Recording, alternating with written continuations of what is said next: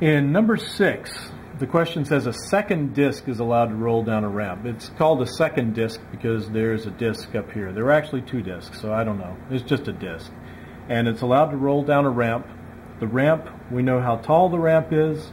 We don't know how long the ramp is. It doesn't matter. The disc's radius is 0.8 meters. And we know that by the time it gets to the bottom, the disc is moving translationally, the center of the disc. If you were just keeping your eye on the center of the disc, it would be moving at a speed of 5 meters per second when it gets to the bottom. So that's what we know. The first thing we want to find out is the disc's moment of inertia, and then we want to find out the disc's rotational kinetic energy when it reaches the bottom. It's actually easier to do these in the opposite order, but I'll explain as I go. So first of all, it helps to use the law of conservation of energy. The energy that this disk has here is equal to the energy it has there, unless we're losing something due to friction, and we're going to assume we don't. So here, it hasn't really started moving yet. It has potential energy by virtue of being this high. The potential energy is based on that height. When it gets to the bottom, it doesn't have any potential energy anymore relative to its original height. Its height is 0, so mgh is 0. But now it has 2 kinds of kinetic energy. It has translational, which is this. That's how fast it's moving as a whole in one direction. And then it also has rotational kinetic energy based on how fast it's spinning when it gets to the bottom. So writing this out, this would be at the top. The potential energy at the top plus the kinetic energy at the top equals the potential energy at the bottom plus the kinetic energy at the bottom. Like I said, kinetic energy in the beginning is 0, potential energy at the end is 0. So, and kinetic energy at the end is of 2 types, translational and rotational. So when we bring this down, this doesn't go away. And bring this down and separate it into its 2 parts. This is what we get. Now the formula for translational kinetic energy, this is the one we've been using all year, is just 1/2 mv squared. Rotational kinetic energy is 1/2 I omega squared.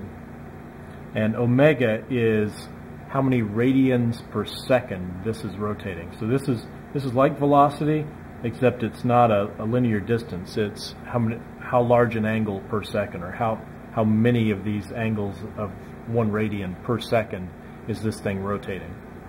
So if you think of a radian, there are 2 pi radians in a circle, so a little more than 6. So if I divide this into 3 equal parts, then a radian is a little smaller than that.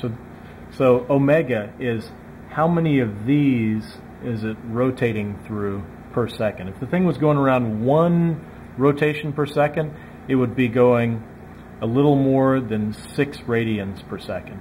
It would be going 2 pi radians per second. Now, I've changed things from here to there. I've subtracted 1/2 mv squared from both sides of this equation. So now this disappears from the right side, goes to the left side, and becomes negative. I have also, instead of omega, I've used the relationship omega equals v over r. So the angular velocity equals linear velocity divided by the radius. And that's the same relationship we used earlier with alpha equals linear acceleration over radius. So instead of omega squared, we have v over r squared. Now in the question, I've gone from this step and then I've substituted in the values. This disk had a mass of 2 kilograms, so mgh becomes 2 kilograms times g, that's gravity, 9.8, times the height, 1.5 meters.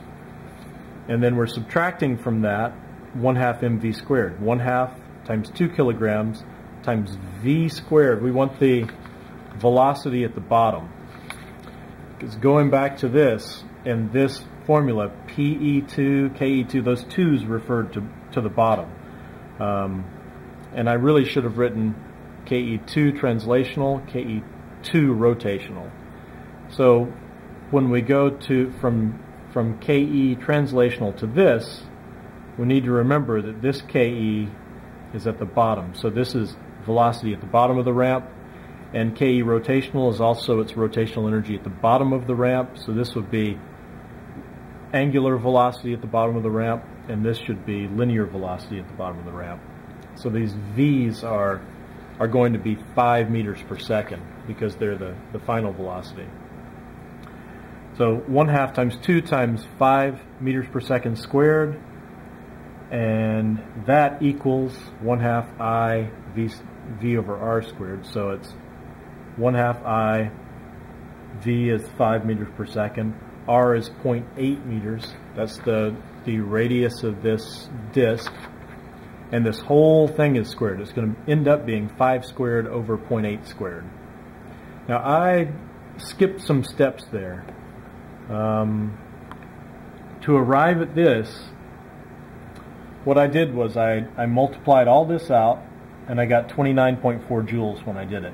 I subtracted, well, I multiplied all this out, I squared that, and I got 25 joules. 29.4 minus 25 ends up giving me 4.4. Now, in this can be simplified to I times 5 meters per second over 0.8 meters squared times 1/2. It's not simplified. I just got I on one side. So when you square all this, and then you multiply all that by 1/2, and then leave the I next to it, you get 19.53 I. So what I'm left with on the right is 19.53 I. On the left, with 29.4 minus 25, I get 4.4. To solve for I divide both sides by 19.53. Then this side just becomes I. This side is 4.4 divided by 19.53. And I turns out to be 0.23 kilograms per meter squared. Now, number 7, as I said, it makes sense to do number 7 before number 6 because the answer to number 7 was right here. Going back to this earlier equation, we have the potential energy in the beginning equals the translational energy at the end plus the rotational kinetic energy at the end. And going down here, the MGH is this, 29.4.